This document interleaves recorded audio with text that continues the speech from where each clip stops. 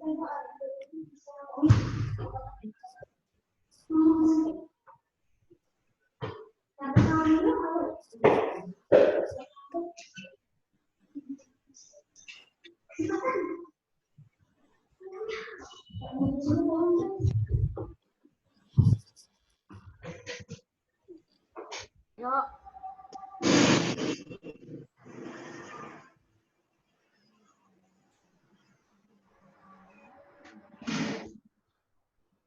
Ci Dewi.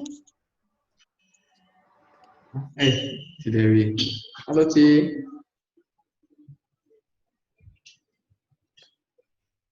Belum ada suaranya, Mo.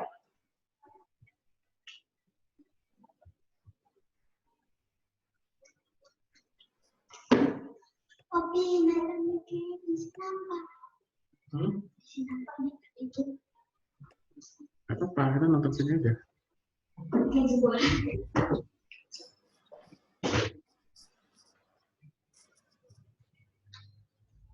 Ini ada suaranya, Mo? Belum ada suara loh.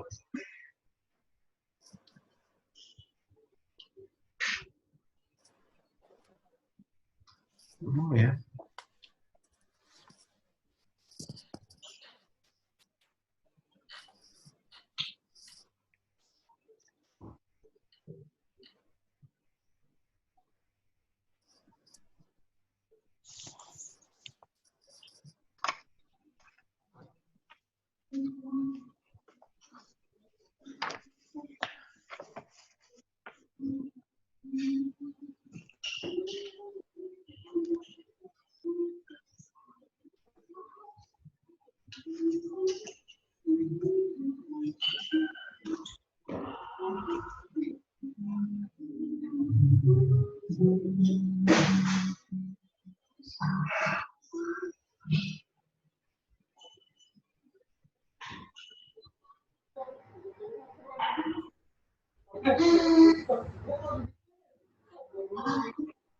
Ada kurang. Dulu ya, baik.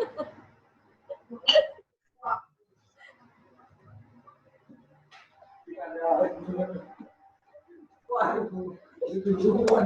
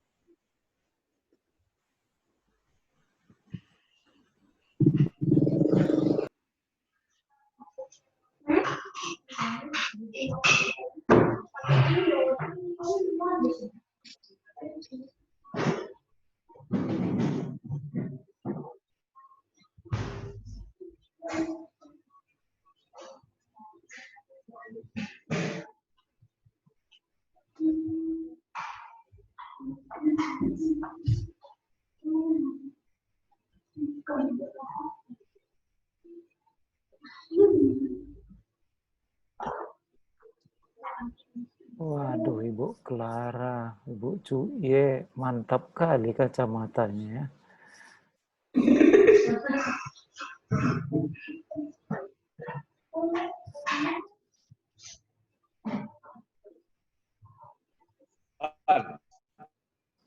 Mantap kali kacamata Ibu Cuye ini, Pak. Wah. Itu tulis Itu Pak Edi itu. Mantap kali kacamatanya, mirip bintang film Korea. Oh gitu. Wah, ini udah keluar ini bintang filmnya. Keluar Aduh. aslinya. Itu. Iya. Oh, ini direkam ini ya, Rea. Iya mau.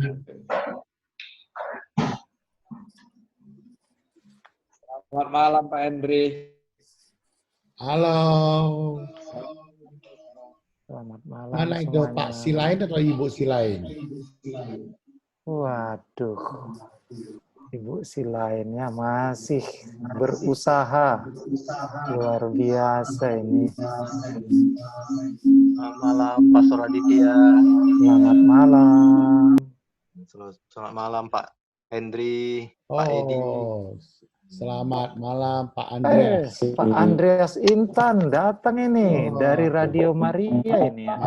Masih ingat, Pastor ya? Waduh, hebat kali ini. Hebat sekali. Kita baca nama Romo, cepet-cepet masuk dia.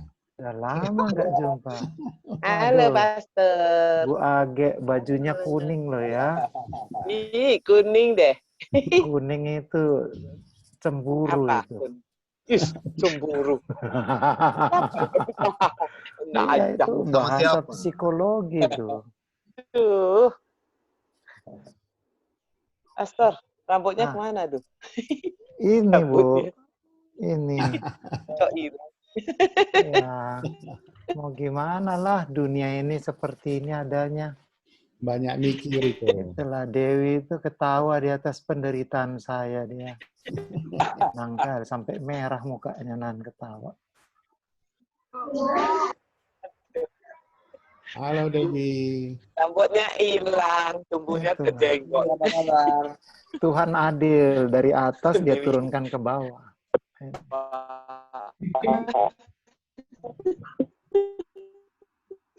Dewi, Ya. gimana Dewi? Baik, Baik. baik ya. Dewi. Baik Dewi. Baik, Om. Selamat malam Pak Frans. Pak Frans. Kok Frans yang mana itu? Frans mana? Frans Padang ya? Iya, Iya Om. dan dari Halo Jakarta. Pak Frans. Saya rasa Pak Frans Padang ini. Pak Hendri, Ya. shalom. Oh ya Pak Frans Padang. Oh, Itulah. Bapak ini daripada. Koordinator BPPG Medan. Shalom Ibu. Romo Pastor. Ah, ini Romo moderator Kepala kita, moderator BPK, Ya, Waduh, puji Tuhan. Pastor Aditya. Pastor Ya. Aditya.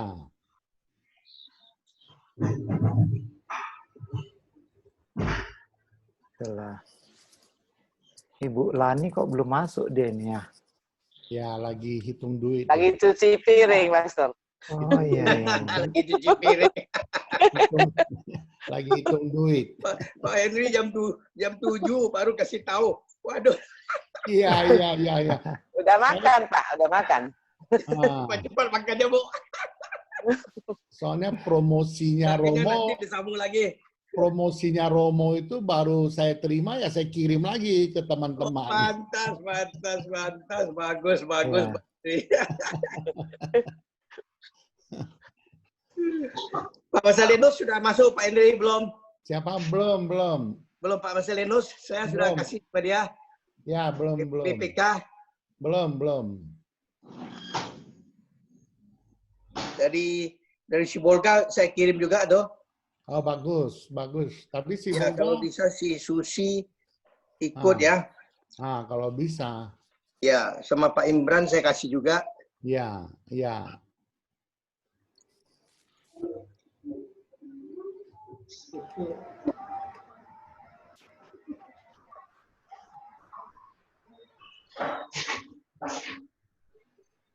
Halo, Di.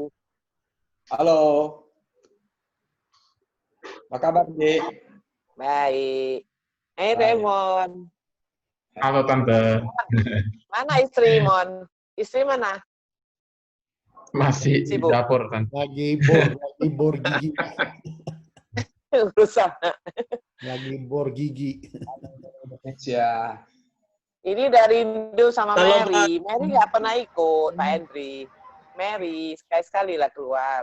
Oh, lagi kejar dia punya Breville.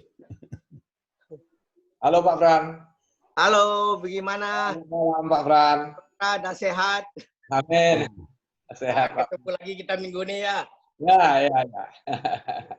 Puji Tuhan, rasanya tambah dekat lagi ya. Amin. Iya, cepat ya Pak ya. Pada minggu lalu lah ya, Rabu ya, kumpul itu. Ya. Iya, Rabu lalu baru kita ketemu. Ya, kemarin kan enggak. Cepat sekali ya. Waduh.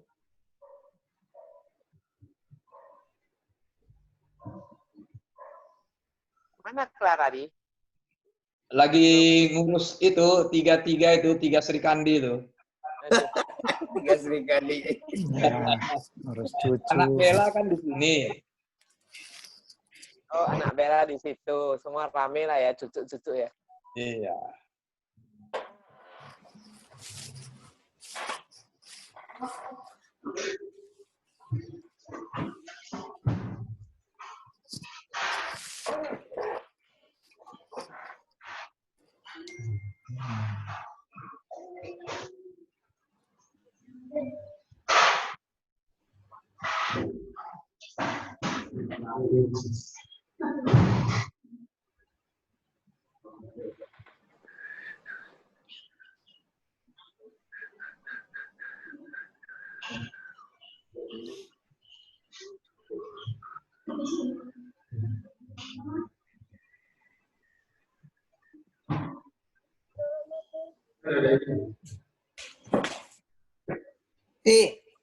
Kamu ikut lagi rapat lagi zoom di Medan mau ikut nggak? Buka zoom Susi.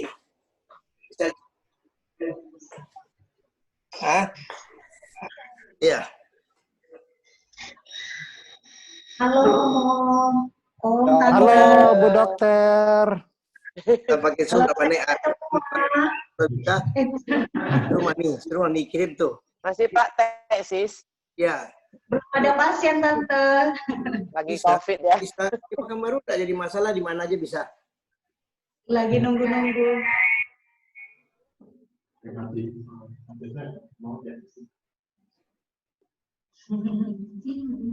Ini Raymond punya kamera, pakai kamera apa ini? Yang pakai kamera laptop Om. Oh, tapi kok jelas sekali ya, luar biasa ya. Iya, hari itu saya coba ini pakai handphone. Cuma waktu PD semalam macet-macet. Makanya saya sebenarnya lebih bagus pakai handphone Om. Handphone dia punya kamera lebih bagus ya. Lebih pas. Laptop dihubungkan ke handphone lebih bagus. Cuma waktu PD semalam macet, saya matiin sih, langsung pakai kamera ini. Cuman handphone nggak usah pakai background ya. Kayak Pak Henry, backgroundnya di mana tuh? Pak Henry, backgroundnya di mana Pak Henry? Itu di mana itu ya? Di Congkok ya? Kita ajar kami Coba gimana. ya, Tiongkok bisa dibawa ke Jalan Seribu Pakai laptop baru bisa ya? Ya, pakai Ya. laptop baru bisa. Oh, laptop baru bisa ya. Ya. Bagus juga Raymond punya ya, belakang. Nah, Raymond nah pakai laptop bisa belakang. Lagi di pantai, Mon. Di pantai Tante. Yang Pak Frans punya iPad harusnya bisa juga kan, Raymond? Kalau Pak Frans pakai iPad kan bisa. Oh, bisa juga ya. Cuma caranya lagi besok saya tanya lagi sama anak-anak muda lagi. Ah ya. Belajar dulu. Belajar dulu. iPad harusnya bisa. Iya, iya. Pastor Adit nggak ada misa lah ya, nggak pernah buat misa ya. Misa kami di pastoran. Pastor Oh, wajib Setiap lah. hari Antara pastor aja lah ya. misa dengan Nggak pernah streaming, suster pastor. di gereja paroki. Oh, antara pastor suster aja. Pastor nggak Romo, pernah Romo sekali-sekali dulu nih, streaming jangan kita. komentar. Waduh, Romonya kayaknya ini signalnya.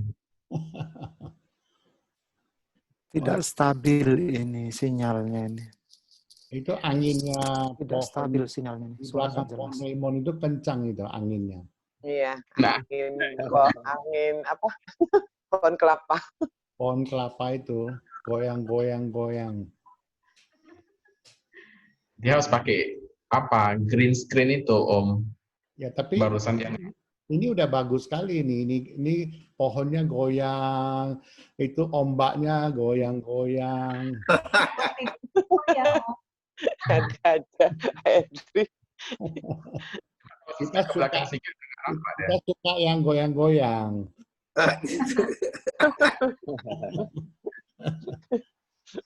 Kalau diam, wah udah bahaya itu.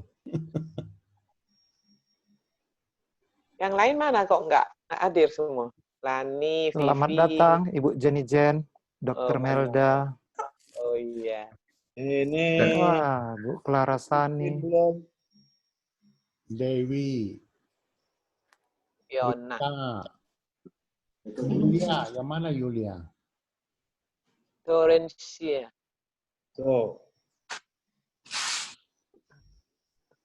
Sarasani. Hai, Dr. Melda. Halo, maaf nih, bayinya lagi ngamuk. Selamat malam semua. Waduh, itu tanda-tanda Bayi siapa kehidupan itu? Bayinya Melda lah. Bayi Melda. Selamat malam Romo dan teman-teman semua. Selamat malam Jenny. Halo. Somehow. Ini ada Pak Frans dari Padang juga kah? Iya, kebetulan Welcome Pak Frans. Salam, gimana Bu? Anda baik-baik aja? Baik Pak Frans. Ibu Ada nggak dari ikut Pak Jakarta Frans? juga ini. Enggak, Dari Jakarta. Anda saya sudah kirim juga sama Pak Marcelinus, tapi belum masuk dia ya Pak ini. Iya. Belum masuk. Shalom Romo. Shalom Bapak Benyamin. Halo Pak Benjamin. Shalom Pak Edi, Bu Clara. Shalom Benyamin. Bu Jenny, semuanya. Ini Benyamin nampaknya ada improve ini. Biasa saja, Bro. Wah, si lain udah mantap itu. Baru pulang itu si Selamat lain. malam Pak Silain. Hebat ya maskernya ya. Itu kok ya. Banyak sekali sepatunya itu. Siap-siap kan Pak Romo. Sehat, sehat. Oh, mantap, mantap.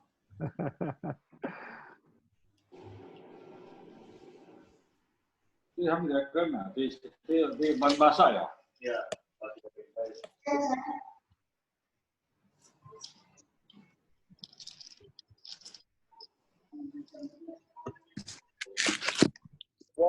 Mana cucunya Jen?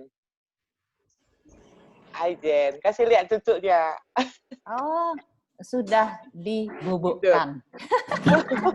Nanti kirim video ke Age ya. Iya. Oh, Ma Age. Itu diam-diam ya. Jenny udah jadi oma ini ya. Iyalah.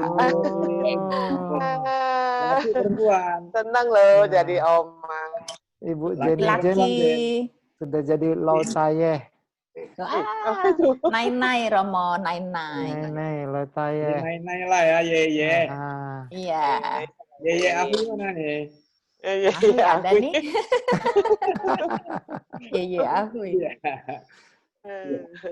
Mana Yeye Ahuinya? Ye Ahui. Ye Ahui dicari Ye Ye Ahui. Ahui Chainali ya. Kyonghi ya, Kyonghi. Makasih, kamsia sia. Kok kita semua nggak tahu ya? Iya. Age aja yang tahu ya. Age aja yang tahu. Iya, Pak Henry nggak boleh tahu.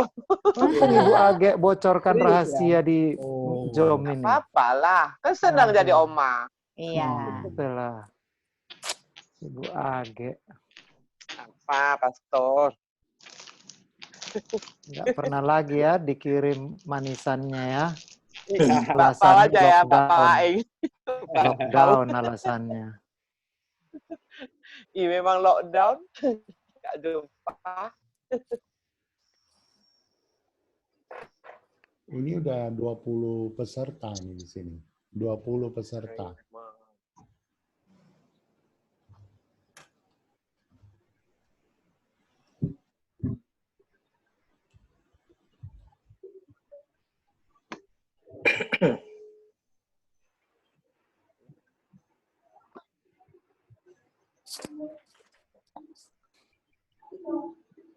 Halo Vini, Yulia. Halo Bapak, halo semua, halo Romo. Halo, videonya nggak dihidupin. Halo, Suster Lihat Vini mukanya lo. biasa dia sembunyi. Rasanya. Nah, itu begitu Halo, cantik Vini. Vini. Salah. Mana Vini? Nah, itu Vini Haisyu. Hai Siu. Apa Romo? Hai Siu kucing. Iya. Haisyu mau. Hai Siu mau. Pak Frans. Ya. Ini Romo bisa bahasa Mandarin. Wah, betul-betul hebat Romo. Nah, ini Iya. Hama. Tapi dulu Romo kan ke mana dulu ya? Ke Shanghai. Shanghai belajar. Berapa lama Romo? Ya, cuman 1 tahun, Pak. Liang Nien. Nah, Oh, ini yang Jadi siapa Inyen, Romo? Cucai Shanghai ya. 哇，就在上海，哇，那边上海对很多好吃的东西的。Pintar Bapak. 很漂亮地方在上海。哇，很大，Pastor. 很大哈。 Pastor, kalau saya taunya Aini aja. Waduh. Yang lain nggak ngerti. Nanti malah gak bisa, Agi. Kalah dia sama Romo. Kalau sudah selesai COVID-nya, Romo ajak kita jalan-jalan ke Shanghai. Nanti ajak kita jalan-jalan ke Taiwan. Aduh. Amin. Pak Henry itu ajak Taiwan. Iya. Oh. Ah, Taiwan udah mau perang itu. Hong Kong juga udah mulai habis nampaknya nih, Wah. Halo, Pak Henry. Nih Pak Darwis mau masuk satu lagi nih. Wih. Ya. Lagi Zoom. Tapi lagi Zoom ya. Pak Darwis. Oh, oke. Raymond kok ada 2? Ya, kami lagi Zoom nih. Lagi Zoom. Coba Pak Darwis. Terima kita punya kamera. Oke. Mon, mukanya 2, Mon. Iya, untuk terima apa kan? Untuk terima. Ya, host. Waduh, Ibu Lani bagus sekali bunganya itu ya. Wih, di mana itu Bu Lani? Tulip Mungkin loh. lagi di apa? Di Holland. Ya. Di Belanda. Belanda Gang Sunggal. Ibu Lani kok rambut baru, Pastor? Mana coba saya mau lihat Ibu Lani baru. Baru. Waduh. Pendek nih. Itulah. Kayak itu mau muncul biar nampak orangnya.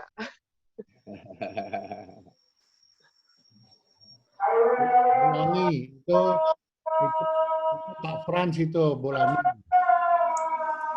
Pak Marcelinus belum masuk ya Pak Henry? Belum. Pak Andreas. Andres Intan. Andreas. Pak Andreas belum masuk. Sudah. Andreas Intan. Oh, Ada. Andreas Intan yang udah masuk ya. Ada Ismail Koakir ya? Ismail. Oh ya, Ismail. Halo Pak Andreas. Pak Andreas dipanggil Pak Franz. Ismail siapa sih? Bukan. Halo Ismail. Aduh. Wakian Ismail siapa? siapa Ismail? Ismail. Tokohnya Bu Mary. Ya, Siapa? Manuel Om. Ismail itu PD Immanuel.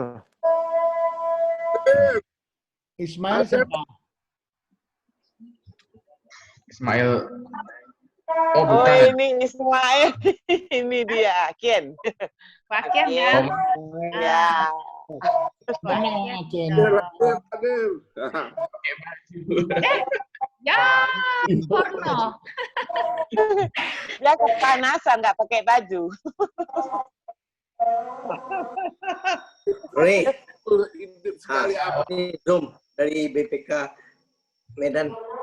Roni. Oh ya belum masuk Om. Ah, Tidak. Ini apa? siapa? Siling apa? Yulia. Yulia siapa Yulia? Yulia mana Yulia? Yang mana orangnya Yulia? Halo Yulia. Nggak dengar deh. Speakernya mungkin di mute, unmute. Iya, unmute tuh ya, unmute. Fiona unmute, Rita. Semua unmute. Rita ada ya? Ada. Dengar. Ada Rita masuk tadi. Sudah Rita udah masuk. Rita, oh iya. Ini masuk satu lagi. Susanti. Susanti. Susan ya. Immanuel ya. Mungkin Om. Baik, 19.45 lewat ya. Wow. Nanti yang akan menerima yang masuk itu adalah Raymond. Saya nanti hanya konsentrasi memberikan bahan lewat PowerPoint. Sehingga meskipun nanti suaranya itu enggak jelas, kita bisa tetap mengikuti karena sudah ada semua tertulis di PowerPoint. Lalu bahannya pun nanti kalau ada yang mau nanti seperti biasa saya akan kirim dalam bentuk file ke WA group sehingga bisa dipakai pribadi atau nanti kalau mau beri bahan ke yang lain bisa juga bahan ini dipakai sehingga pertemuan ini saling memperkaya. Baik Bapak Ibu, saudara-saudari, saya akan memulai bahan. Itu Susanti itu dari Sibolga, dari ya. Sibolga, Ibu Susanti baru masuk itu. Ya, Ibu Susanti dari Sibolga, Pak Hendri, betul. Ya. Waduh. Dari Sibolga. Ya. Ya. Selamat datang Ibu Susanti. Oke ya. Kita berdoa dulu ya, Romo. Iya, ini udah nampak screen saya nih? Sudah nampak. Sudah ya? Oke ya. Iya. Oke.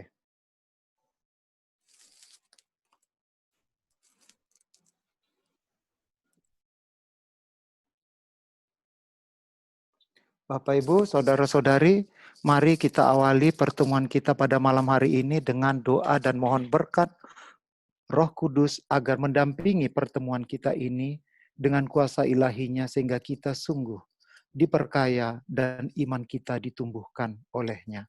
Dalam nama Bapa, Putra, dan Roh Kudus. Amin. Amin. Utuslah Roh Kudus-Mu ya Tuhan. Hadirlah di dalam pertemuan kami ini. Karena daya kuasa roh ilahi-Mu takkan pernah bisa dipisahkan oleh sekat ruang maupun waktu.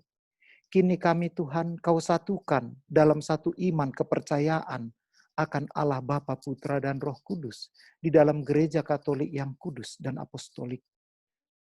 Sebagaimana kami Tuhan juga mencari berziarah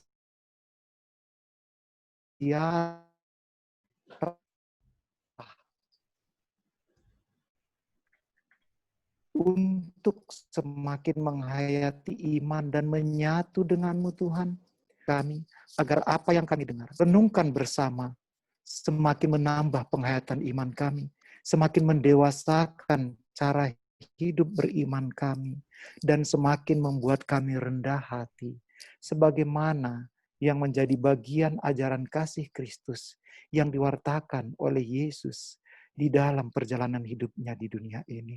Kemuliaan kepada Bapa dan Putra dan Roh Kudus, seperti pada permulaan sekarang, selalu, dan sepanjang segala abad. Amin. dalam nama Bapa, Putra dan Roh Kudus. Amin. Shalom Bapak Ibu, Saudara-saudari. Shalom. Shalom, Pastor. Seperti yang kita lihat di screen, tema pertemuan kita pada malam ini adalah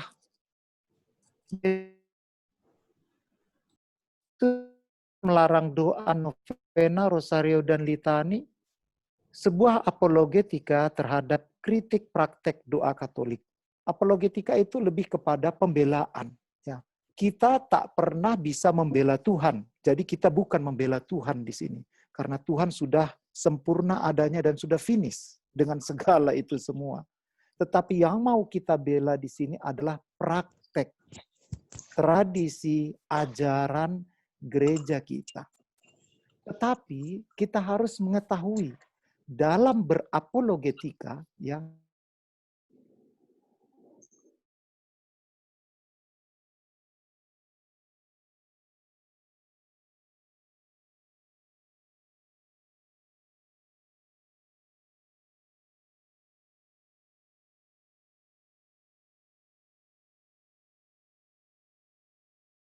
Suaranya hilang ini.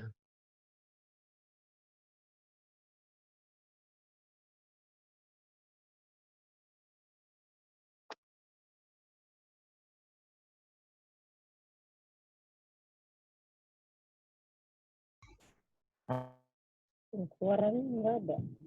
Suara Romo kok nggak ada ya? Hilang signal ya. Suara Romo hilang, mungkin hilang signal ini. apakah ada suara baru, saya? Baru muncul lagi. Ini sudah dengar? Baru Ini sudah dengar? kurang jelas. Terputus-putus ya. Iya.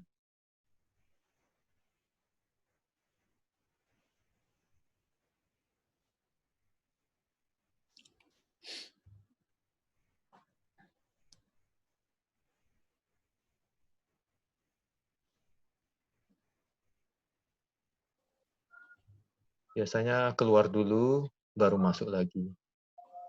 Aduh, sinyalnya kurang jelas sore ini ya. Udah kedengaran, Pastor. Suara Pastor ini.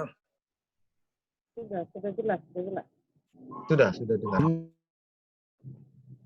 Oke. Bahannya, Bapak Ibu, dalam berapologetika, kita harus mengetahui kita tak bisa mengubah orang lain. Yang bisa kita pahami adalah apa yang kita bela itu merupakan bagian dari iman dan keyakinan kita. Bila yang lain akhirnya memahami, itu sudah syukur. Setidaknya dia bisa memahami apa yang menjadi ajaran kita secara objektif. Karena di dalam pembelaan iman kita sering orang mengkritik sesuatu yang tidak dia ketahui. Pada malam hari ini kita akan mengambil sebuah contoh. Ada buku berjudul Berdoa Secara Sukses, terbitan dari Kota Jakarta, halaman 910. Di situ ditulis, jangan mengulang-ulang doa.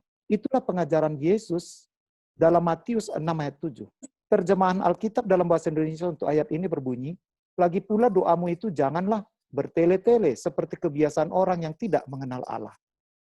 Ada sedikit kelemahan dalam terjemahan ini. Mohon Lembaga Alkitab Indonesia adalah lembaga Alkitabnya Katolik. Ya, kalau Anda memeriksa Alkitab berbahasa Inggris, bagian dari ayat ini berbunyi, do not pray in repetition. Yang dimaksud Yesus adalah agar kita tidak mengulang kalimat dalam doa kita. Itu adalah kebiasaan orang tak mengenal Tuhan. Dengan kata lain, orang kafir yang berdoa secara diulang-ulang, sebab mereka menyangka bahwa karena banyaknya kata, doanya akan dikabulkan. Dengan sangat prihatin, ini orang yang lagi menulis ya, terdorong oleh kasih Yesus, saya menghimbau saudara saya umat Katolik mematuhi ajaran Yesus. Tinggalkan cara doa Anda, berdoa mengulang-ulang itu. Doa novena, doa rosario, doa litani, dan lainnya. Anda ditempelak oleh Yesus Kristus dengan kafir, tidak mengenal Allah, kalau masih terus berdoa demikian. Dan doa saudara belum tentu dikabulkan Tuhan. Masih ada sedikit lagi tulisannya, tetapi saya ambil cukup bagian ini. Nah, bagi umat Katolik yang melihat ada kutipan kitab suci dan dipertentangkan dengan praktek kita, bisa goncang imannya.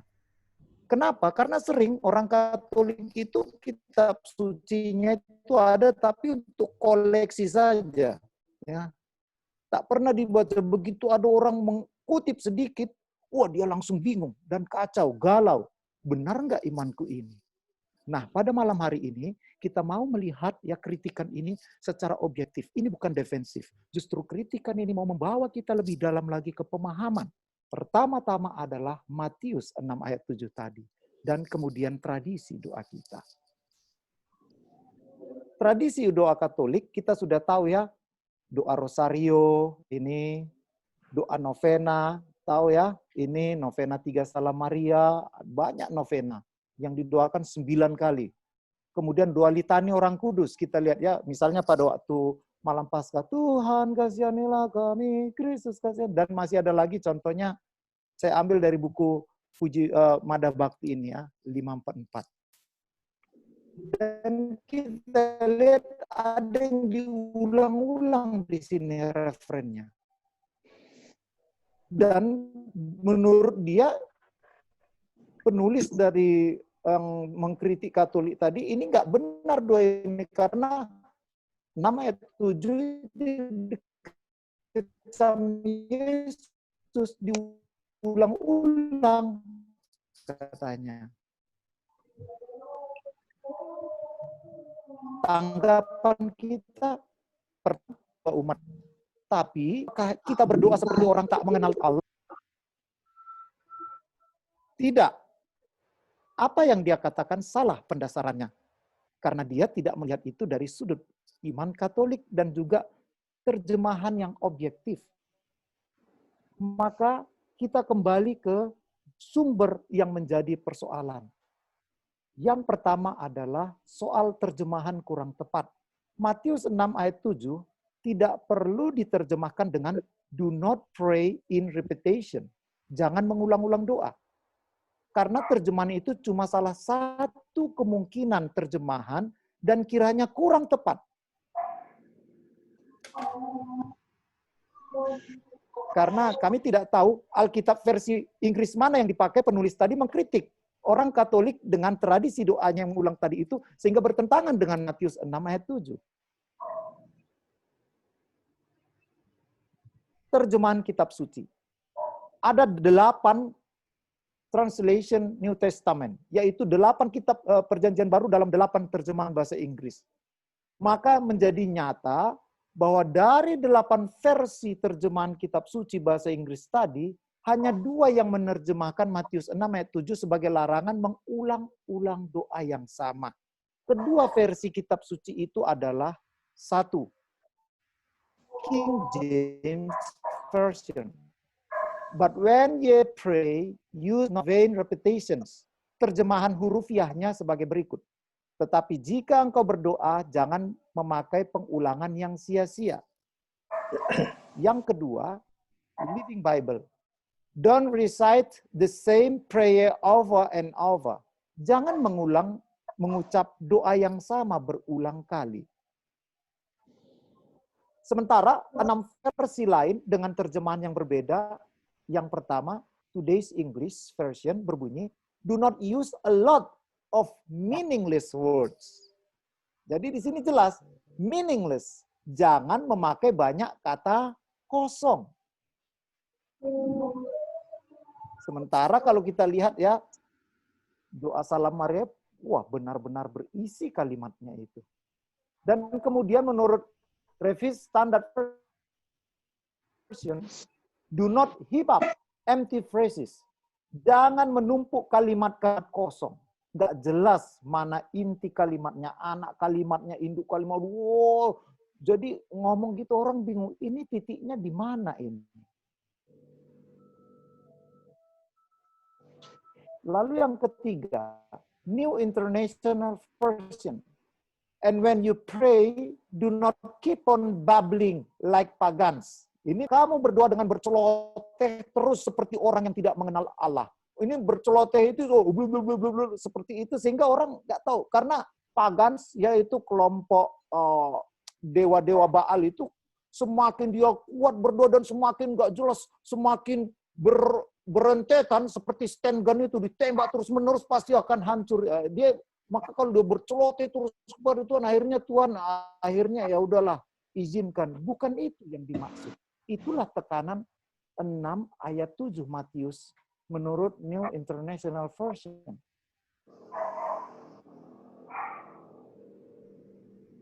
Sementara ketiga versi lain, yaitu Phillips Modern English, Jerusalem Bible, dan New English Bible, pada hakikatnya sama dengan 6 ayat 7, kurang lebih mempunyai arti, jika kamu berdoa, jangan berceloteh. Artinya memberondong Allah dengan kata-kata yang tidak karuan artinya dan yang tidak jelas kedengarannya karena diucapkan dengan cepat sekali dan berkali-kali. Kita harus bedakan ya, berdoa ya, sementara menyanyikan roh atau yang istilah kita bahasa roh itu beda dengan yang dimaksud di Injil Matius 6 ayat 7 ini. Ya. Nah, kenapa kami ambil terjemahan 8 terjemahan kitab suci dari bahasa Inggris? Karena semua umumnya 8 ini dipakai bahasa Inggris karena orang yang mengkritik gereja Katolik tadi itu memakai terjemahan kitab suci bahasa Inggris. Padahal LAI bukan cuma terjemahan bahasa Inggris. Kalau terjemahan bahasa Inggris ini adalah terjemahan berikutnya. Ya, kita memakai Septuaginta, ya. Kemudian juga ada bahasa asalnya itu lewat bahasa Aram, bahasa Yunani, bahasa Latin yang jauh lebih asli karena lebih tua. Tetapi diikuti saja dulu logika orang yang mengkritik itu, dan ketika kita mengikuti logikanya dan kita mengambil semua kitab suci bahasa Inggris, jelas bahwa pendasarannya sangat lemah ketika menerjemahkan 6 ayat 7 itu bertele-tele mengulang. Padahal yang dimaksud di sini berceloteh.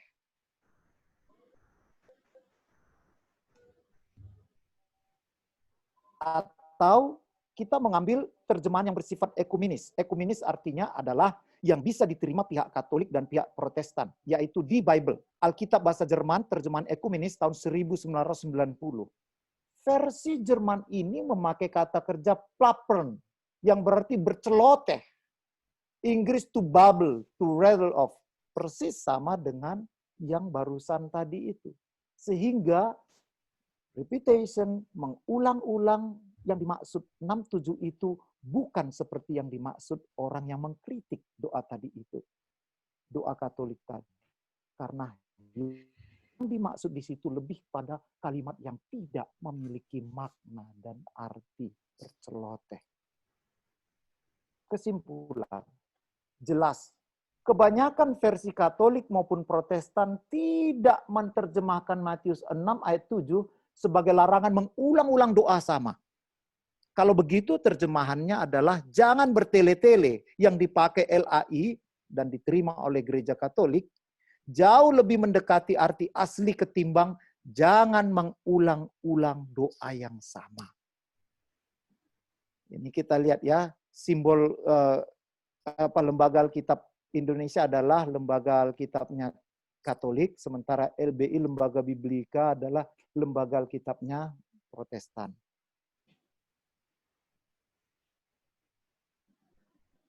Maka sudah kita lihat ya, dari 8 kitab suci, 2 yang lain, sementara kitab suci yang lain lebih mengartikan kata-kata bertele-tele itu lebih kalimat yang tak bermakna. Kebenaran yang mana jadinya? Apakah karena lebih banyak terjemahan tidak menerjemahkan Matius 6:7 sebagai larangan mengulang doa yang sama, maka kita pilih terjemahan tersebut? Memang, jumlah tak selalu menunjukkan atau menentukan kebenaran. Pendapat 2 orang belum tentu salah biarpun melawan pendapat 10 orang. Seperti voting-voting itu. Tapi dalam hal terjemahan, lebih tepat kalau kita ikuti terjemahan mayoritas, karena kita, andaikan para ahli yang menerjemahkan, sudah meneliti lebih dahulu teks aslinya. Dalam bahasa Aram, dalam bahasa Septuaginta itu yaitu bahasa Yunani, bahasa Latin, ini bahasa awalnya. Dan kemudian diterjemahkan ke bahasa berikutnya. Dan mereka memilih 6 ayat 7 itu bukan mengulang-ulang, tetapi berceloteh, bertele-tele. Bagaimana bunyi teks aslinya kalau begitu? Matius 6 ayat 7 diterjemahkan dengan jangan mengulang-ulang doa. Dalam versi yang diikuti oleh buku berdoa secara sukses tadi, kata kerja mengulang-ulang yang dipakai di situ sebenarnya mau menerjemahkan kata kerja Yunani bata logeo. Menurut kamus Yunani, kata kerja itu berarti mengucap banyak kata secara cepat, tanpa berpikir, secara beruntun, tidak jelas. Jadi semacam berceloteh dengan kata-kata yang tidak karu-karuan dan memberondong Allah dengan kata yang diulang-ulang yang tidak jelas bunyinya. Seperti orang tukang jual obat itu ya. Seperti inilah yang dimaksud Yesus dengan cara orang kafir berdoa.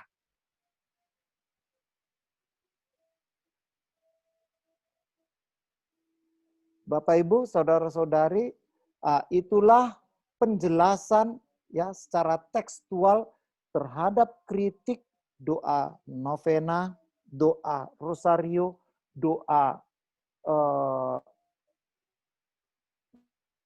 litani tadi itu yang dikritik itu cara berdoa sukses itu dia memiliki terjemahan yang sungguh sangat berbeda dari apa yang dimaksud oleh LAI maupun LBI, Lembaga Kitab Suci Katolik maupun Protestan.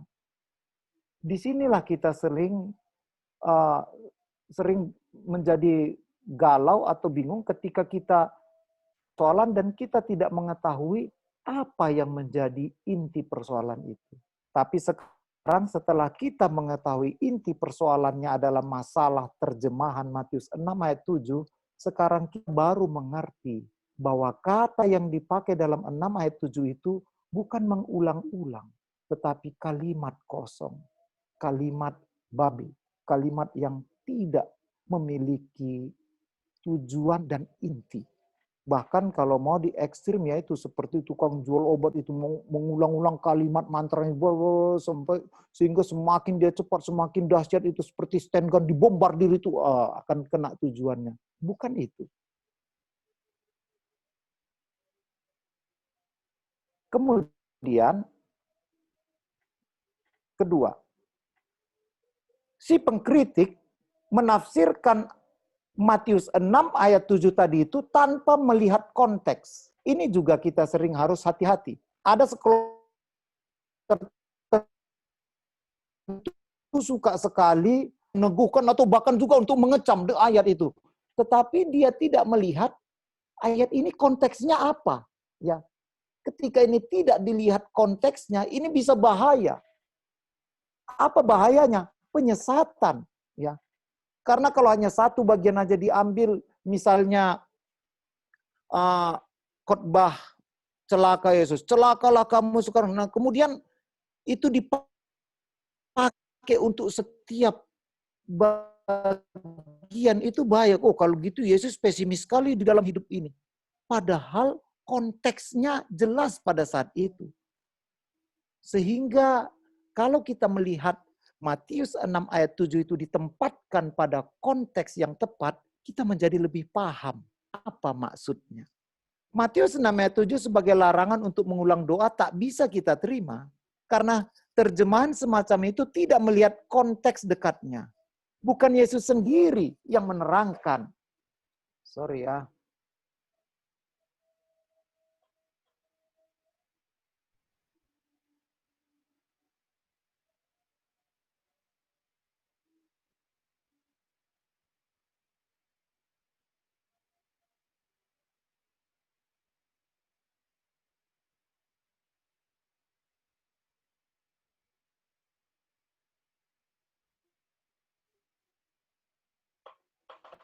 Yang dikecam bahkan dilarang Yesus adalah praktek berdoa dengan cepat-cepat.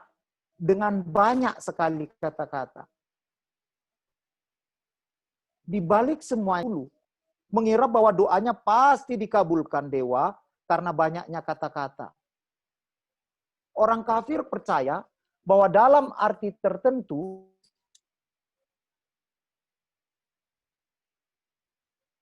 dewa-dewa dapat dipaksa untuk mengabulkan doa mereka kalau dewa diberondong dengan kata-kata, mantra-mantra, dan lain-lain. Apalagi kalau mereka mengetahui nama dewa. Mengetahui nama dewa berarti dia pasti udah lebih dekat dengan dewa itu, sehingga dewa itu ketika udah disebut nama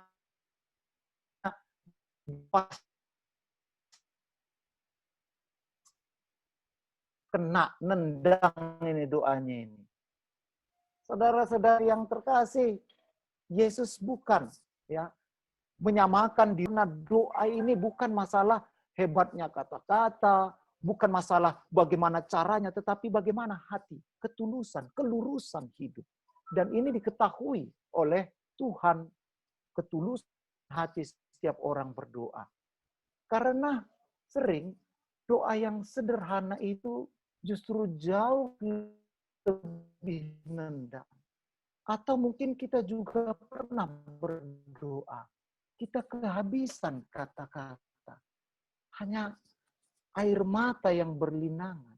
Karena doa membawa hati kita lebih dekat dengan Tuhan. Tuhan yang menjadi muara bagi setiap orang yang membutuhkan kekuatan. Seperti dalam lagu Josh Groban itu ya. Lagu You Raise Me Up. When I am down and oh my soul is so weary. When troubles come and my heart. Dan ketika dia hancur lumah itu, Tuhan justru datang bangkit, mendekati dia secara pribadi dan mengangkatnya ke puncak gunung. Meskipun dia seolah-olah tidak mampu lagi berjalan, tapi bukan lagi dia. Kristus yang hidup di dalam dirinya. Kembali lagi, inilah kesaksian dari kata-kata Rasul Paulus yang mengatakan, bukan aku lagi yang hidup, tapi Kristuslah yang hidup. Sehingga doa adalah menjadi sebuah proses yang membawa kita ke hadirat Tuhan, sehingga Tuhan hadir. Kita bisa merasakan hadirat Tuhan di dalam diri kita. Inilah yang disebut dengan kontemplasi, di mana manusia bersemuka dengan Tuhan. Di mana Tuhan hadir di dalam segala, di mana saja, kapan saja. Sehingga orang yang memiliki tingkat doa yang lebih tinggi, dia akan selalu mampu melihat dengan cermat pengharapan. Bahkan di dalam kebuntuan situasi sekalipun, pengharapan. Sekarang Bapak Ibu, saudara-saudari yang terkasih di dalam Kristus, saya akan menunjukkan di sini ya, kitab suci saja pun itu adalah bukan yang dikecam oleh Tuhan, tetapi justru doa yang diulang-ulang itu mau menekankan bahwa inti dari yang mau diharapkan, inti yang mau diperjuangkan, inti yang mau dihayati dalam hidup itu tampak dalam referennya itu. Kita kan sudah tahu ya, setiap hari Minggu kita mendengar Mazmur antar bacaan referen. Referen diulang-ulang. Karena di dalam referen itulah inti, roh dari bacaan itu sendiri. Nah, saya ambil kutipan contoh, yaitu Mazmur 136. Bersyukurlah kepada Tuhan, sebab baiklah Ia. Itu kan. Nah, bahwasanya untuk selama-lamanya kasih setianya. Rumusan doa itu diserukan umat setelah ada seruan imam atau paduan suara untuk memuji Tuhan. Saudara-saudari yang terkasih, Mazmur ini tentu juga didoakan oleh Yesus. Karena Mazmur ini sangat lazim dan wajar didoakan setiap orang pergi ke bait Allah. Dan Yesus di dalam hidupnya selalu ada di sekitar bait Allah. Sampai dia disuruh untuk membaca Taurat, ya, dan kemudian menyampaikan kata-kata permenungan kepada orang di sekitarnya, sehingga ketika dia menyampaikan kepadanya, inilah saatnya orang-orang menjadi gempar, bahkan orang-orang mau mengusir, mau menjatuhkan Yesus dari tebing, tetapi Yesus berjalan dengan tenang. Saudara-saudari yang terkasih di dalam Kristus, ternyata yang mau ditekankan dalam Mazmur 136 ini adalah bahwa doa yang diulang-ulang refrennya ini adalah merupakan bagian dari tradisi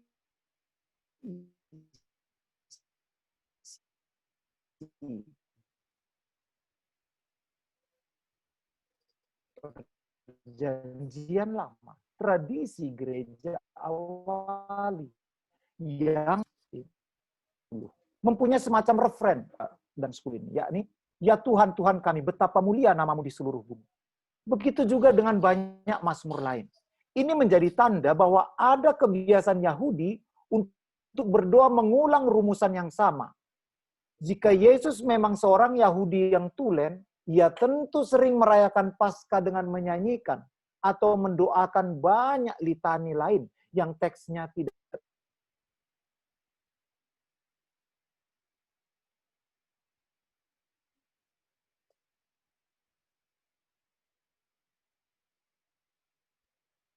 penghuni surga, tiada henti-hentinya berseru, kudus, kudus, kuduslah Tuhan. Ini juga dinyanyikan ya,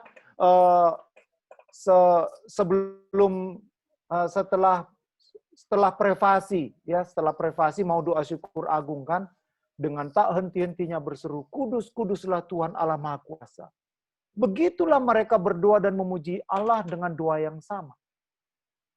Juga dalam Wahyu 4 ayat 9 dikatakan bahwa setiap makhluk-makhluk itu mempersembahkan pujian, maka tersungkurlah ke-24 tua-tua itu sambil berkata, ya Tuhan Allah kami, Engkau layak menerima pujian dan hormat dan kuasa. Perhatikan keterangan setiap kali. Berarti bahwa doa pujian yang sama ulang-ulang. Kembali lagi, berulang-ulang. Berulang-ulang itu bukan bertele-tele. Berulang-ulang itu bukan beromong kosong. Dan kemudian kita lihat dalam kitab suci Perjanjian Baru yang dialami oleh Yesus. Doa si pengemis buta di Yeriko sederhana, yakni mengulang doa yang sama. Yesus anak Daud, kasihanilah aku. Kalau kita baca jengkel, marah dengan Bartimeus, itu ternyata doa yang penuh pengharapan dan kerinduan ini didengar oleh Tuhan. Bahwa si buta terus-menerus meneriakkan doa yang sama,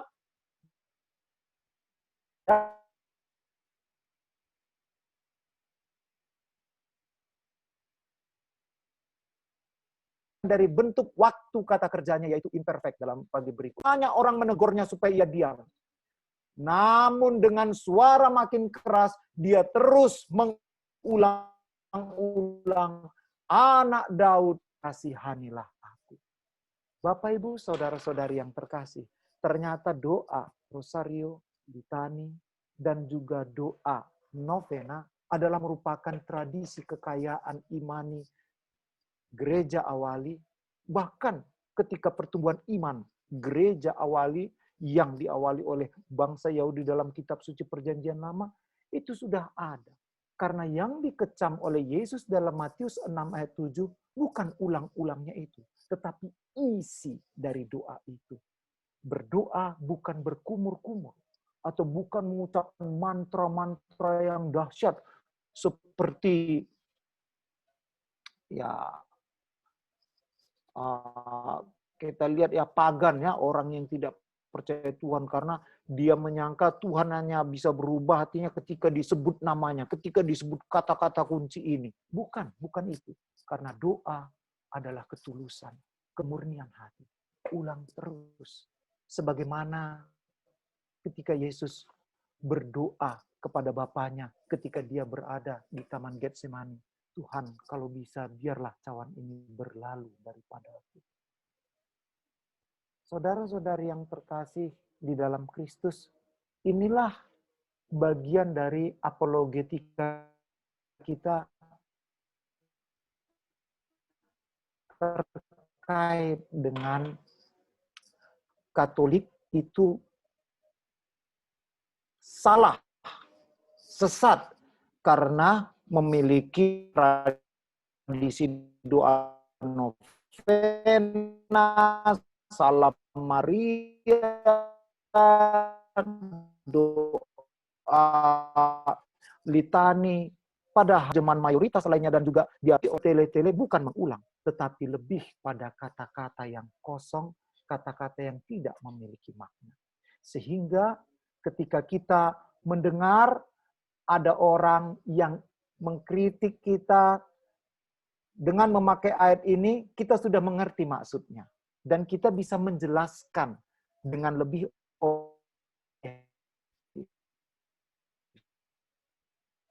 sehingga orang yang mengkritik juga semakin mengerti apa menjadi titik masalahnya.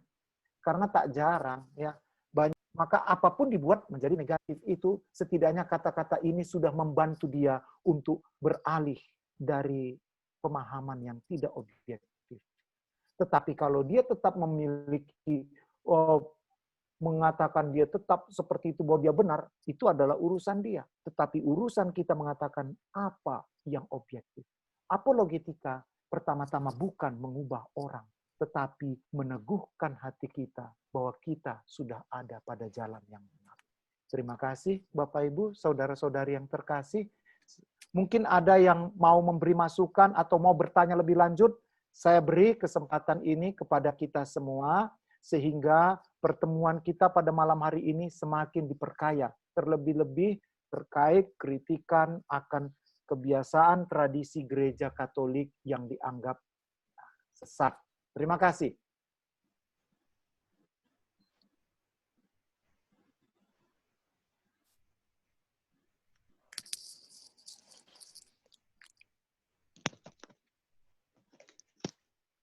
Ayo teman-teman silakan. Memang dirasa perlu, tadi bahan saya nanti akan kirim dalam bentuk PDF ke WA Group. Kalau Pak Frans atau yang lain ya, yang di luar grup mau, bisa minta ke Pak Henry dengan senang hati berbagi. Karena yang ngerjakan saya, Pak Henry tinggal bagi aja, nggak ada. Ya. Perlu, Pak. Silakan Pak Edi.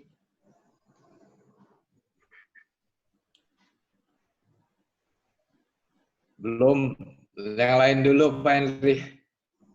Silakan teman-teman. Yang lain dulu. Mau sharing, mau tanya, mau tambah, mau kurang. Silakan. Lagi dengar Romo? Silakan. Iya Pak. Ya.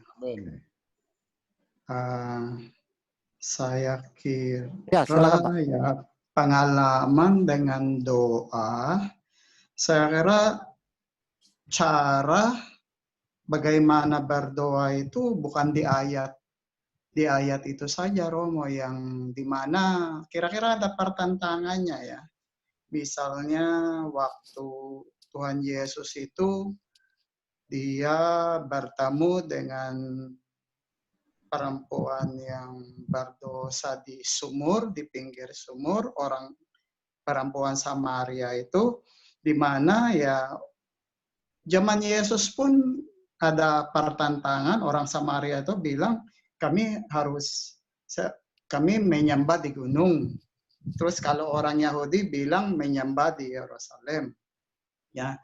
Terus Tuhan Yesus itu menjawab bahwa Allah itu adalah roh. Dan ada datang saatnya di mana kita tidak akan menyembahnya di gunung atau di Yerusalem.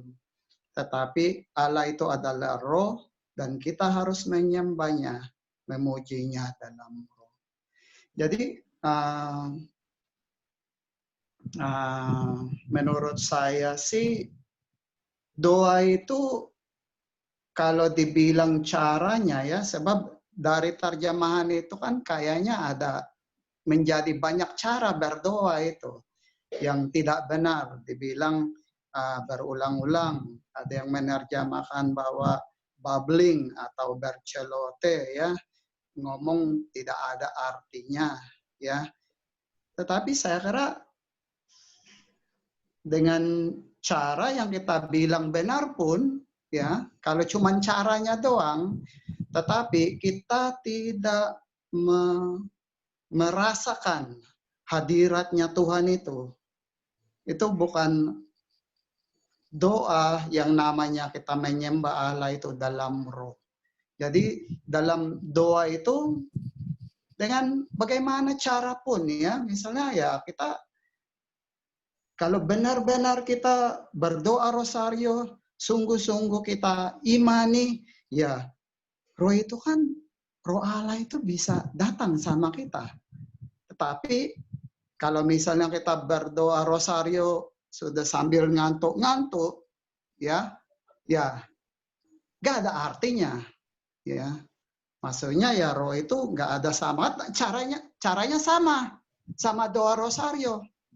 Begitu juga yang lainnya, litani atau misalnya ya maaf kata ya sama kawan-kawan, misalnya kalau kita berbahasa roh, mungkin salah satu ada di sini di mana babbling like a pagan ya.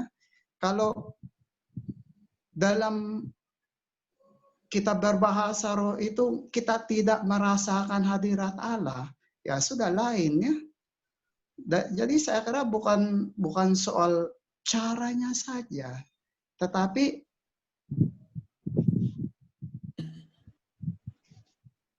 bagaimana supaya dalam doa itu kita bisa merasakan bahwa Tuhan itu dekat sekali sama kita, bahwa Dia itu ada di samping kita, ya, bahwa kita bersatu dengan Tuhan itu dalam rohnya, ya, dengan caranya ya mau cara apapun saya kira kalau kita merasakan spirit, rohnya Tuhan itu ada sudah kita ada bersama dengan kita, saya kira itu yang dibilangnya doa yang benar ya.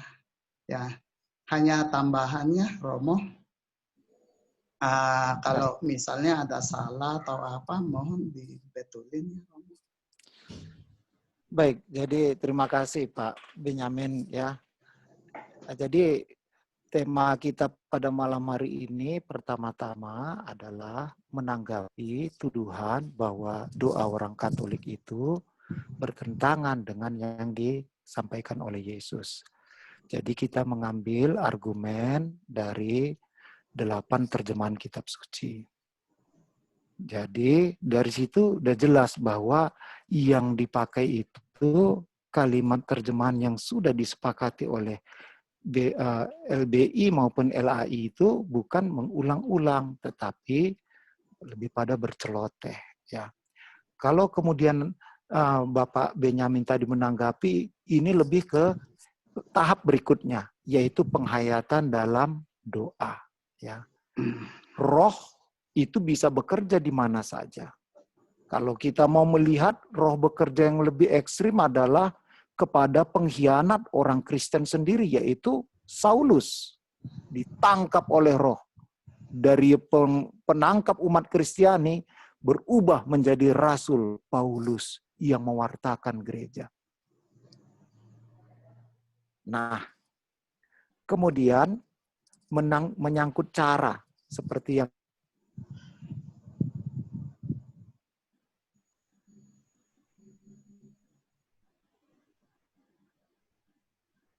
Putus Romo.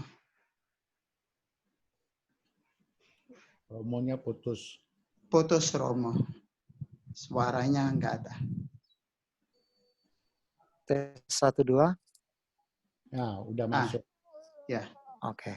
Menyangkut cara adalah tugas gereja, adalah tugas imam atau pastor paroki sebagai gembala umat memberikan dasar standar cara-cara berdoa yang pasti sudah dipelajari, sudah dihayati dan juga berdasarkan pengalaman perjalanan sejarah gereja sendiri, maka dibuat tata cara.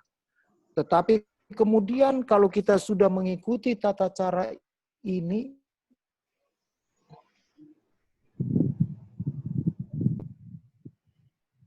tentu nanti kita akan dibawa kepada cara-cara berdoa yang sifatnya subjektif, yang merupakan bagian dari apa yang sudah diajarkan kepada kita ini.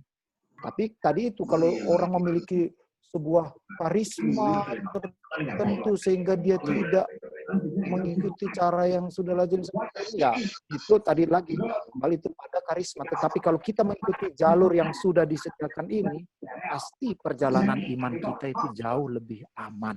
Itulah keperluannya kenapa gereja memberikan tata cara ibadat, tata cara liturgi yang sangat sistematis seperti saat ini.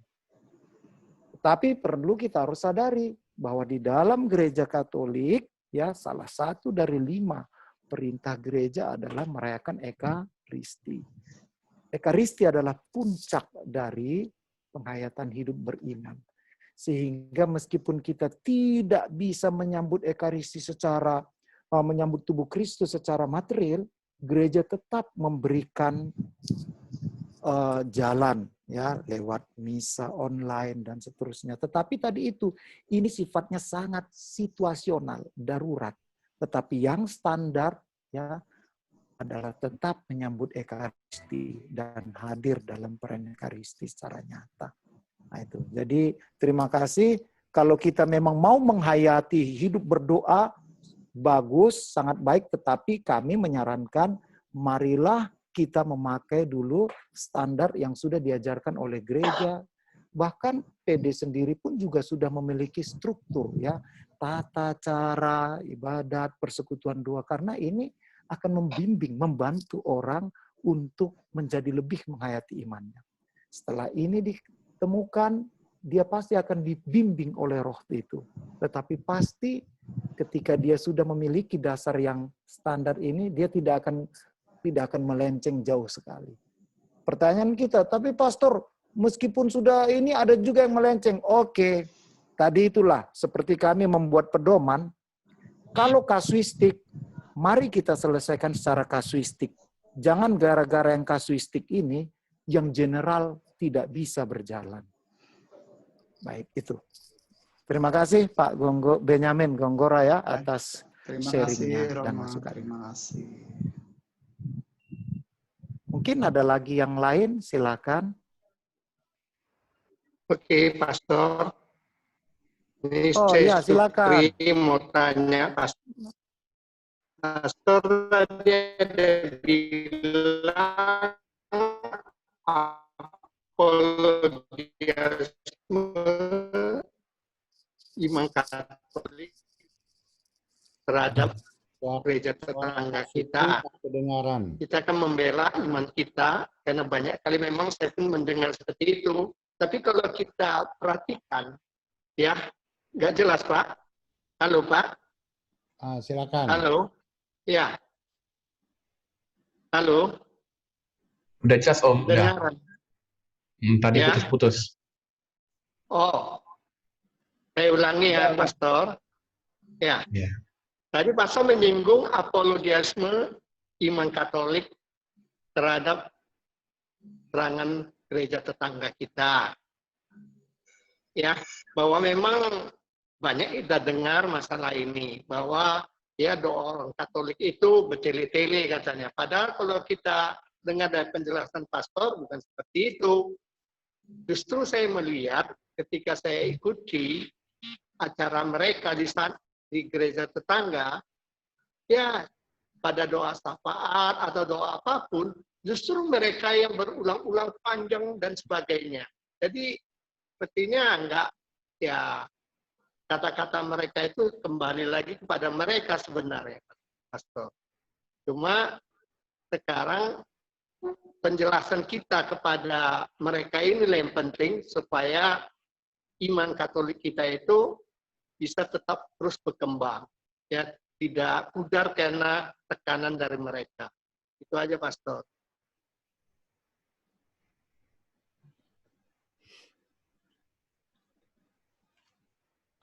Terima kasih Bapak Fransyanto Sukri ya. Apa yang Bapak sampaikan memang demikian adanya. Bahkan ada cara yang lebih ekstrim ya. Apa yang menjadi tradisi gereja Katolik ya, itu dipakai oleh mereka, bahkan mereka mengatakan itu menjadi tradisi mereka, bahwa Katolik yang sesat. Ya, intinya apa? Bagaimana caranya mendapat pengikut yang lebih besar, hijrah ke sana sini kan seperti itu, dan umat kita kasihan kan ketika dia tidak pernah mendapat penjelasan.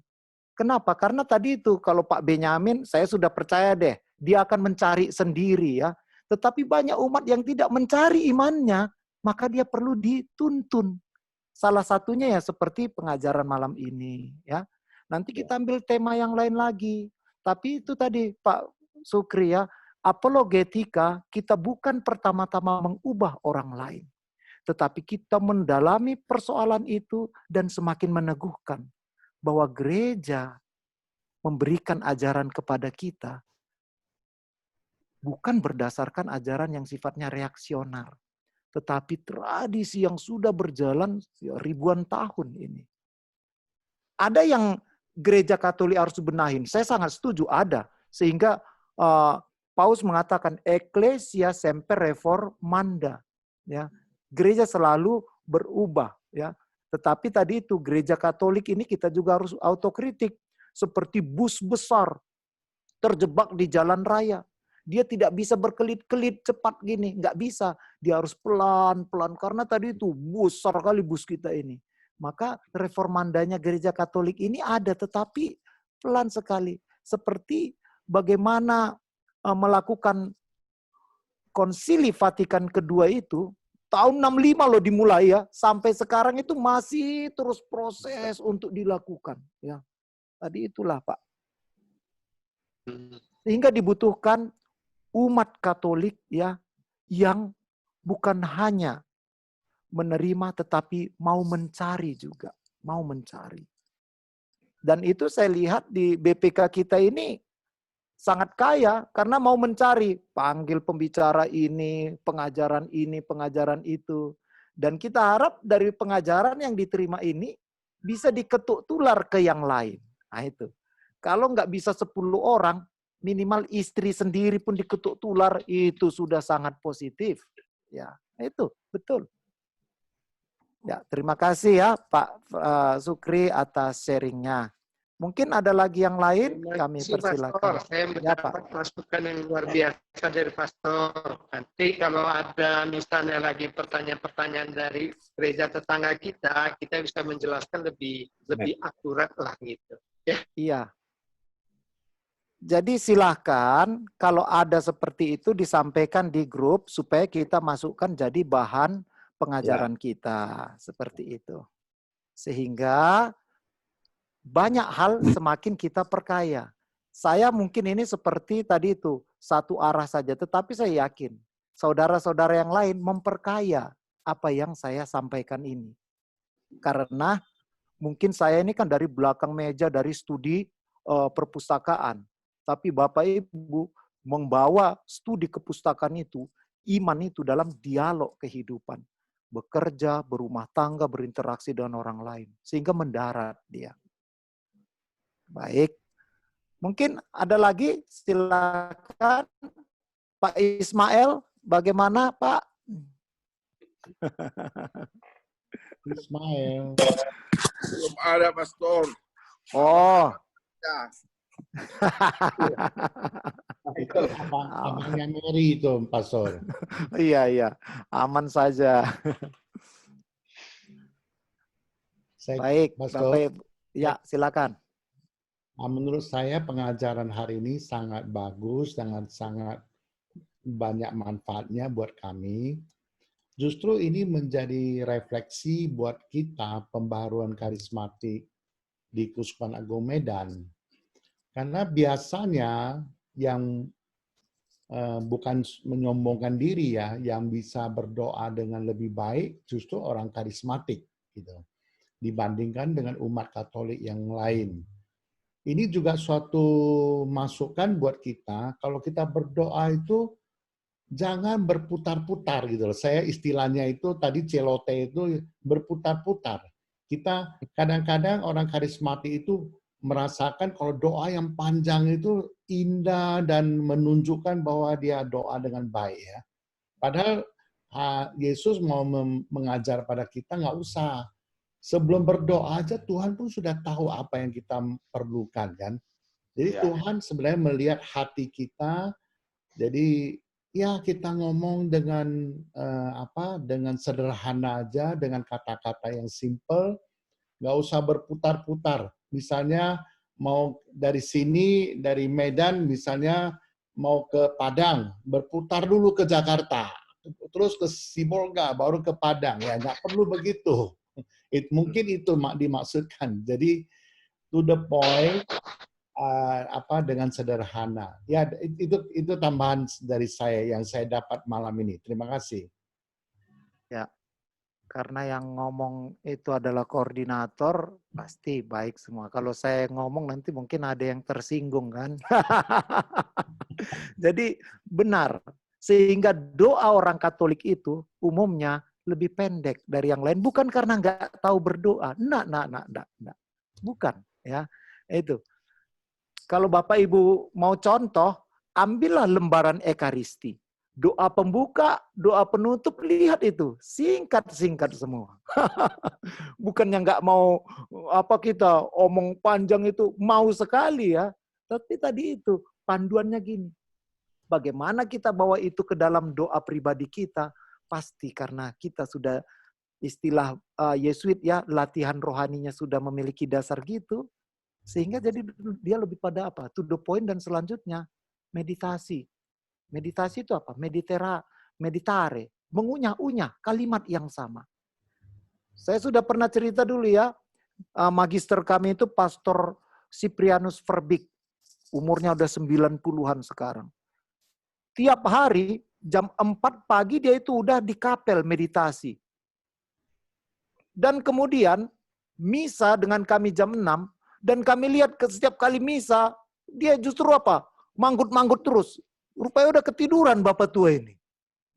Tapi karena kita frater nggak berani tegur. Nah suatu waktu frater semacam mau menyindir kan.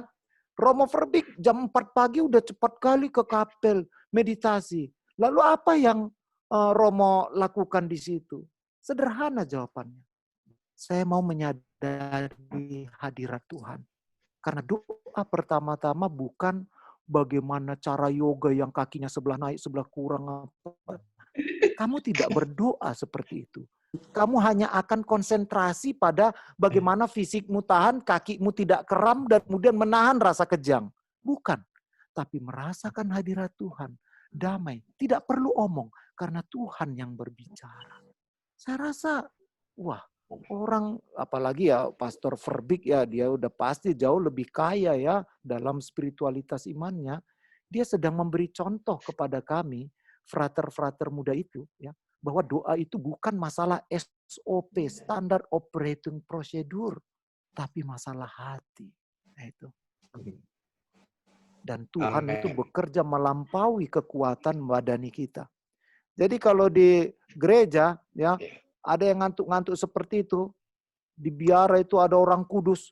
lihat konfrater ngantuk, yang lain ketawa-ketawa gitu. Akhirnya dia, konfrater bilang, kamu lebih baik tidur di kamar lah. Tapi orang kudus ini bilang, tidak. Lebih bagus ngantuk di gereja. Kalau dia ngantuk sini, duduk di samping saya. Sandarkan kepala Anda, tidurlah dengan tenang di samping saya. Jangan jadikan alasan ngantuk untuk orang tidak pergi ke berdoa, beribadat. Karena tadi itu, seperti yang bilang Pak Benyamin juga tadi, kuasa Roh Kudus itu melampaui cara, ya. Tetapi kemauan yang kuat sekali seseorang, di situ akan tampak daya guna doa itu. Maka Bapak Ibu, saudara-saudari bisa praktekkan loh cara doa itu. Bukan hebatnya kata-kata, enggak, ya. Di keluarga, anak, saya kan selalu ya, waktu kalau Bapak Ibu mengikuti perayaan Ekaristi hari Minggu kemarin ya, doakanlah anak Anda. Kalau nggak usah dengan kata-kata, buat tanda salib di dahi anak itu, di jidat anak itu aja. Suatu waktu ketika kita nanti sudah menyelesaikan hidup di dunia ini, gantian anak kita yang membuat tanda salib di peti mati kita. Dan kita pasti akan masuk kepada kemenangan itu sendiri. Inilah doa yang sangat sederhana. Terima kasih Bapak Ibu. Mungkin ada lagi yang lain, silakan. Pastor, Oh. Pastor ini ada satu, Pastor, Oh. tapi di luar konteks kita, Pastor. Apa Pak Ismail? Nah, ini ada ibadat kompletorium. Apa itu, Pastor? Oh ya. Ibadat kompletorium yang dilaksanakan di Jakarta. Iya, Pak. Kompletorium. Iya. Jadi kompletorium itu bahasa Latin. Komplit. Komplit itu artinya apa? Penyempurnaan, ibadat penutup. Kompletorium adalah ibadat malam. Oh, ibadat malam. Iya, betul Pak.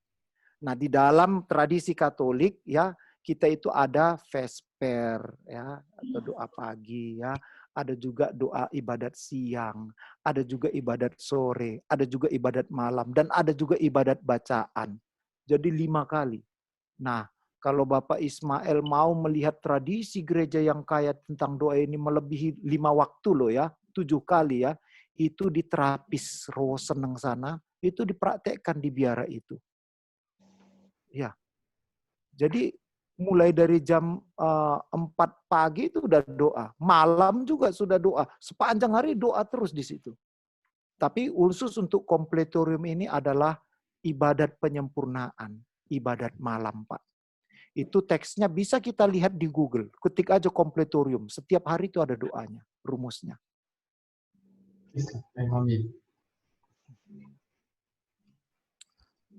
Volumenya Pak dihidupkan Pak. Masih mati Pak Ismail. Ya, oke, Pastor. Oke Pak. Terima kasih. Terima kasih ya, Pastor ya. Ya Pak. Ada lagi yang lain? Silakan. Saya Pastor. Oh, silakan Pak. Waduh, akhirnya Bapak Edi Coandi. Terima kasih Pastor. Cukup jelas sekali ya yang Pastor ajari, sangat jelas. Saya ngerti udah. Nah, cuman ini ada pertanyaan sedikit mengenai doa rosario. Cara saya lihat kebanyakan ya, waktu kita kelompok doa rosario, ada orang umat ya kadang-kadang lagi doa rosari mengerjakan hal-hal yang lain. Terus ataupun sambil ngomong-ngomong keluar gitu. Apakah itu boleh itu Pastor? Itu yang pertama. Kedua, doa rosario, apakah dalam 50-an itu misalnya saya berhenti di puluhan kedua puluhan itu saya berhenti. Terus nanti sesudah tugas selesai saya sambung lagi. Yang 3, 4, 5. Apakah itu dibenarkan, Pastor? Itu aja, Pastor. Baik. Jadi ini pertanyaan praktis ya. Ya, persis seperti Bapak Benyamin tadi itu. Kita bicara dulu secara umum, yang general dulu. Kalau ada kasus, mari kita selesaikan secara kasus. Doa rosario yang benar itu bagaimana? Kita konsentrasi di hadirat Tuhan, berdoa kepada Tuhan. Maka wajarlah kita hanya memberikan waktu hati kepada Tuhan saja. Namanya juga kita kan seperti menerima tamu lah. Kita ada terima tamu, kan nggak mungkin sambil terima tamu sebentar lagi keluar jumpai tetangga ini udah gitu masuk lagi ke dalam, kan nggak benar ya. Ini aturan umumnya dulu. Diselesaikan itu semua. Tetapi tadi itu kasuistik ya. Kalau ada kasus pas dia sedang berdoa, ada pekerjaan yang harus dikerjakan, kalau tidak ini bisa membawa konsekuensi, doa bukan jadi sebuah batu sandungan. Tahu batu sandungan, skandal ya. Sehingga gara-gara kita alasan kita doa, maka kita tidak perlu lagi membuat itu karena aku sedang doa. No. Karena Tuhan juga pernah mengkritik bangsa Yahudi, dibilang, aku sudah memberikan persembahan kepada Tuhan, maka untuk ibu bapakku ya udah, aku udah selesai kok dengan Tuhan. No, kita wajib melakukan itu. Nah, inilah yang dimaksud dengan tradisi gereja Katolik, kita harus buat discernment, pembedaan roh. Apa yang benar belum tentu baik. Ya. Tetapi apa yang benar dia harus baik. Itulah yang menjadi pilihan kita dengan segala konsekuensinya. Nah, kalau gitu Pastor, apakah kita boleh setelah doa kemudian lanjutkan tugas itu? Ya, hendaknya tadi itu buat pembedaan roh. Lalu kemudian, kita berdoa rosario sambil jalan-jalan seperti itu. Kalau menurut saya melakukan itu. Tetapi ini namanya walking rosary. Ya, habis ibadat pagi atau ibadat sore, saya berjalan keliling gereja itu sambil doa rosario. Tetapi berdoa. Bukan pula keliling doa rosario sambil ngomong-ngomong dengan satpam, dengan ya enggak benar. Enggak. Ini walking rosary. Bapak Ibu bisa praktekkan ini juga di rumah. Sehingga ya doa itu juga membawa kebugaran pada fisik. Tetapi tadi itu lakukan dengan tenang, damai sambil jalan di taman seperti itu. Itu indah sekali loh. Betul. Ya. Mungkin nanti kalau kita punya waktu kita bisa buat gerakan walking rosary seperti ini ya. Bagus sekali. Ketika kalau jalan salib kan 14 perhentian, rosario 5 perhentian karena ada 5 peristiwa. Nah, itu Pak Edi untuk tanggapan dari saya. Mungkin Bapak Ibu kalau ada yang mau menanggapi Pak Edi, saya persilakan juga. Terima kasih. Romo. Ya, Pak Sukri. Saya mau nanya, Romo. Ini mungkin ada kaitan dengan doa rosario juga. Kadang saya berdoa rosario jam 11 malam. Saya niatnya besar, kemauan tuh untuk berdoa rosario. Tapi memang kondisinya tidak lagi fresh. Artinya tidak segar lagi, maksudnya sudah sedikit ngantuk. Ketika saya doa rosario, baru pada perpuluhan yang kedua, tertidur saya, Romo. Ya kan? Kemudian kira-kira setengah jam lagi itu terbangun. Apakah boleh saya lanjutkan lagi atau macam mana? Apakah ini dosa karena saya sampai tertidur, karena lelah gitu kan? Apakah itu diizinkan? Kalau misalnya kita doa malam seperti itu, ya kadang-kadang bisa tertidur, tapi memang jarang lah ya. Tapi kadang-kadang bisa juga seperti itu. Bagaimana tanggapan Romo? Apakah itu merupakan suatu dosa? Ya, terima kasih Pak ya. Kami pernah belajar teologi moral fundamental. Ya, saya ambil dulu contoh ya. Di dalam gereja Katolik itu kita kan pro-life. Kalau ada bayi yang mau lahir ya, kita tidak boleh membunuh bayi ini demi keselamatan ibu. Tetapi ketika dokter harus membuat keputusan yang berat, dia harus membuat itu tetapi istilahnya bukan direct, indirectum. Artinya dia mau menyelamatkan ibu dan anak, tetapi kalau salah satu harus meninggal itu di luar kemampuannya, tetapi motivasinya adalah menyelamatkan kedua. Demikian pula kalau kita berdoa. Motivasi kita ini adalah murni untuk berdoa. Bukan terapi tidur nyenyak, bukan terapi supaya membantu bisa tidur dengan tenang. Enggak. Ya, motivasinya doa. Tetapi di dalam doa itu tadi kita ketiduran, setelah itu kita bangun lagi, menurut saya tidak dosa. Karena yang kita lakukan ini adalah perbuatan yang luhur. Kita tidak berdoa rosario di tempat diskotik seperti itu. Oh, sedang enak, ya udah stop dulu. Nanti setelah selesai lagunya baru lanjut lagi. No, enggak. Kita motivasinya baik. Itulah. Jadi kembali lagi seperti yang saya sampaikan dengan Bapak Edi tadi itu, kita harus bisa membuat discernment, yang pembedaan roh. Kadang apa yang saya katakan enggak benar, kitalah yang tahu sebenarnya apa isi hati dan motivasi kita. Jadi Bapak Sukri, silakan. Kalau menurut saya anjurkan ya silakan buat tradisi seperti itu. Ya, enggak masalah. Tidak dosa. Tuhan pasti tersenyum kok melihat Bapak gara-gara menyebut nama Yesus ketiduran di situ. Pastor, ini ada satu pastor menyangkut doa rosario. Apakah kita wajib nyalakan lilin, pastor? Setiap rosario keluarga. Nah, itu aja, pastor. Baik, ya tadi itu kembali lagi ya. Lilin, seperti di gereja, kita selalu menyaksikan ada lilin atau sejenis lilin yang bernyala di tabernakel kan. Artinya apa? Hadirnya Roh Kudus. Oke.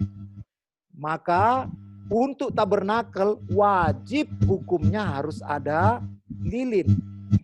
Sekarang untuk rosario. Rosario ini kan bukan di depan tabernakel, sakramen Maha Kudus, ya. Kalau memang tidak ada lilin kita, situasi tidak memungkinkan untuk doa rosario, misalnya doa rosario di tempat peziarahan angin kencang kali, setiap hidupkan lilin mati, hidupkan lilin, nanti oh berdosa aku kalau nggak hidup lilin, dipaksa hidupkan lilin, ya konyol juga, ya no, tidak apa Pak, ya bisa. Ya. Tidak tapi masalah. kalau di rumah kan nggak usah ya pastor ya. Tadi itu kembali lagi lihat situasinya. Kalau memang tidak memungkinkan, ya tidak usah. Ya, jangan pula gara-gara lilin bertengkar nggak doa rosario, aneh, nggak ada hubungannya kan jadinya kan. Nah itu. Oke, terima kasih pastor. Ya Pak Ismail, makasih. Romo. Oh Pak Benyamin, silakan. Ayah, Romo, saya mau menanggapi sedikit yang ditanyanya Pak Sukri tadi tentang kalau misalnya doa rosario sudah sambil ketiduran ya.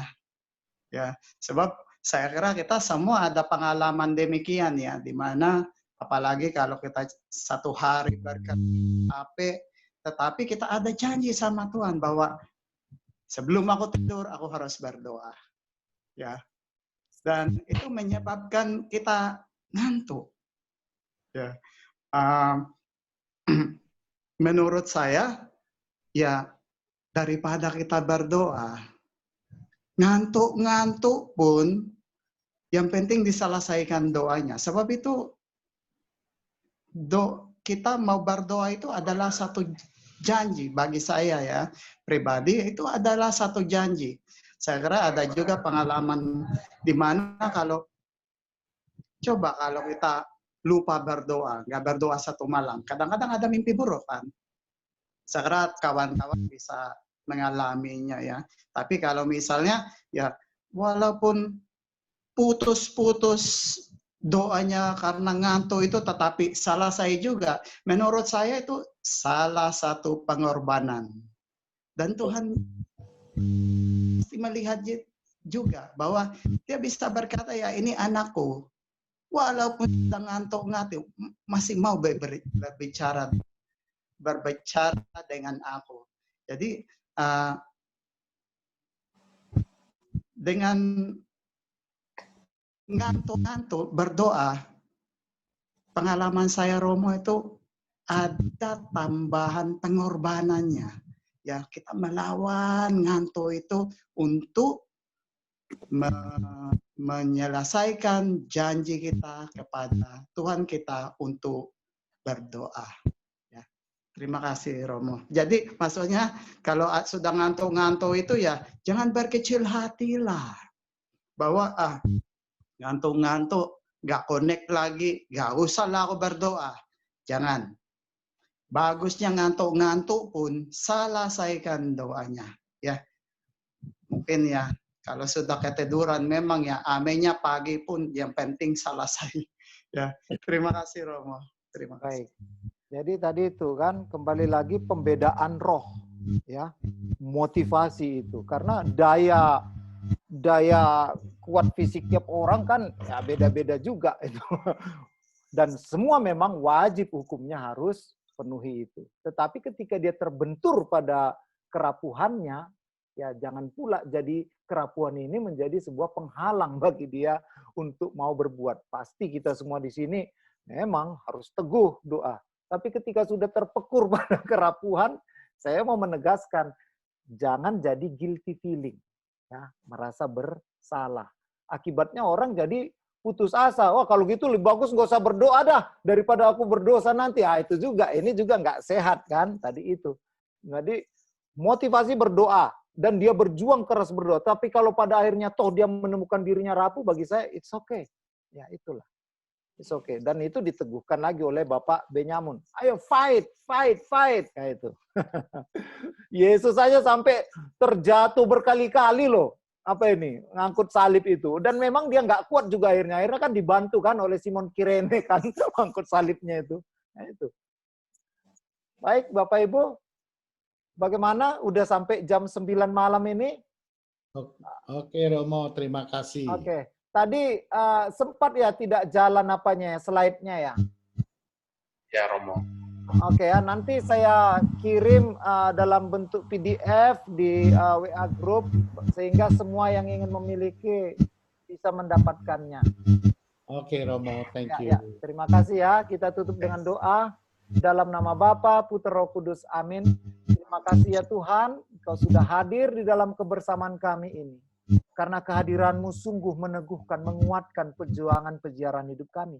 Dampingi saudara-saudari kami yang masih berjuang, khususnya dalam situasi wabah COVID-19 ini. Urapi mereka Tuhan, lindungi dirinya, keluarganya, usaha mereka, dan jadikanlah mereka pembawa rahmat bagi sesama di sekitarnya. Sehingga Tuhan, di tengah gelap pekatnya ketidakpastian ini, kehadiran kami bisa menumbuhkan pengharapan. Dan pengharapan adalah jati diri-Mu yang nyata. Kemuliaan pada Bapa, Putra, dan Roh Kudus, seperti pada permulaan sekarang, selalu dan sepanjang zaman. Amin. Dalam nama Bapa, Putra, Roh Kudus. Amin. Shalom. Shalom. Shalom, Terima kasih Romo. Terima kasih Romo. Terima kasih semua. Ya. Selamat malam. Selamat malam. Tuhan berkati. Terima kasih.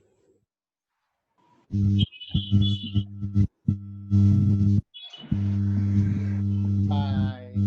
Oke, bye-bye Pak Hendri, teman-teman. Ya, selamat malam Pak. Selamat malam. Oke, Malam. Bu Yeni, Molani. Ya, sampai ketemu Pak Frans dan teman-teman. Ya, Lain terima kasih. kesempatan. Ya, terima Tuhan kasih Bu. memberkati. Amin, amin. Tuhan memberkati semua. Ya.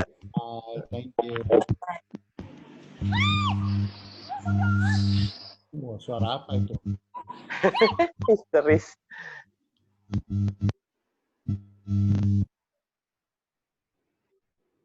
Saya tutup ya. Ya, bye-bye Raymond. Bye Tante semua dan Good night. good night. Dadah Om. Udah. Ya, kita matiin Om ya. Iya.